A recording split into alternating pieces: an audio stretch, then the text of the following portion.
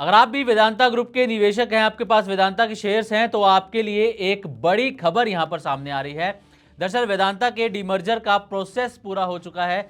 जो नई कंपनीज बनी हैं उनकी लिस्टिंग इसी महीने यानी कि जून के मिड तक हो सकती है और इन्वेस्टर्स को, निवेशकों को इंतजार है इन नई कंपनियों की लिस्टिंग का और उनके शेयर्स का।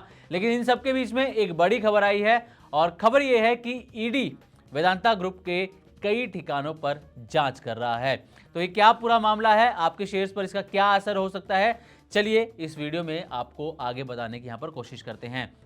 दरअसल अब तक का सबसे बड़ा अपडेट यह है कि प्रवर्तन निदेशालय यानी कि ईडी अनिल अग्रवाल के नेतृत्व वाली multinational mining company Vedanta group के ठिकानों पर फॉरेन एक्सचेंज मैनेजमेंट एक्ट यानी कि फेमा से जुड़े एक मामले में तलाशी ले रहा है।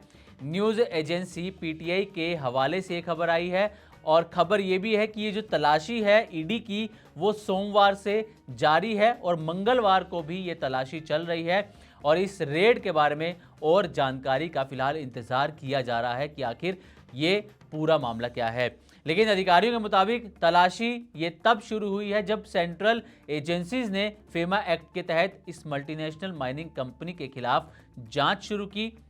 वेदांता के खिलाफ ये जांच तब शुरू हुई जब कंपनी को अपने सुरक्षित लेनदारों से एक बड़े डिमर्जर प्लान के लिए मंजूरी मिले लगभग 1 महीना हो चुका है। यानी कि डिमर्जर हुए 1 महीना हो चुका है और नई कंपनीज की लिस्टिंग होने वाली है और इस प्लान के तहत कंपनी को अलग अलग कंपनीज में बांटा जाना है।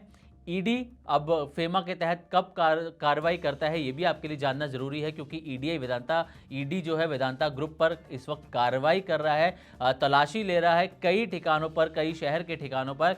तो आखिर ईडी फेमा के तहत तब कब कार्रवाई करता है ये जान लीजिए। तो दरअसल ईडी फेमा के तहत तब कार्रवाई करता है जब उसे किसी व्यक्ति या फिर कंपनीज की तरफ से फॉरेन एक्सचेंज यानी कि विदेशी मुद्रा लेन देन में किसी तरह की गड़बड़ी का शक होता है और ईडी को वेदांता ग्रुप पर इसी तरीके की कुछ गड़बड़ी का शक है, जिसके चलते ये तलाशी ली जा रही है।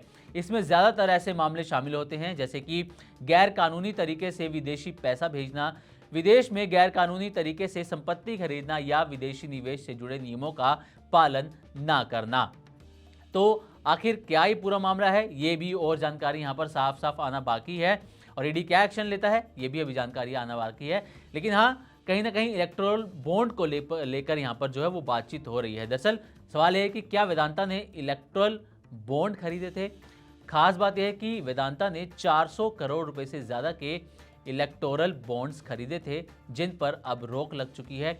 इनमें से कई बड़ी पार्टीज को फंड दिया गया था, जिसमें जो देश की बड़ी बड़ी पार्टीज हैं उनका नाम यहाँ पर शामिल है और कई बड़ी पार्टियों को फंड दिया गया। और वेदांता से जुड़े विवाद सिर्फ यही नहीं है, ये इस मल्टीनेशनल माइनिंग कंपनी से जुड़ा हुआ पहला विवाद नहीं है, इसके साथ और भी कई विवाद जुड़े हुए हैं। जैसे कि अप्रैल 2026 में छत्तीसगढ़ के एक पावर प्लांट में बॉयलर फटने से 20 से ज़्यादा मजदूरों की मौत हो जाने के बाद अनिल अग्रवाल समेत कंपनी के जो टॉप मैनेजमेंट था, शीर्ष नेतृत्व था, इसके खिलाफ एक एफआईआर भी दर्ज की गई थी। इसी के साथ पिछले महीने बुर्ला सिंचाई विभाग ने ओडिशा में भेडेन नदी या नहर कह लीजिए, यहाँ से बिना इजाज़त पानी लेने के आरोप में वेदांता एल्यूमिनियम पर 233 करोड़ से ज़्यादा का जुर्माना भी लगाया था।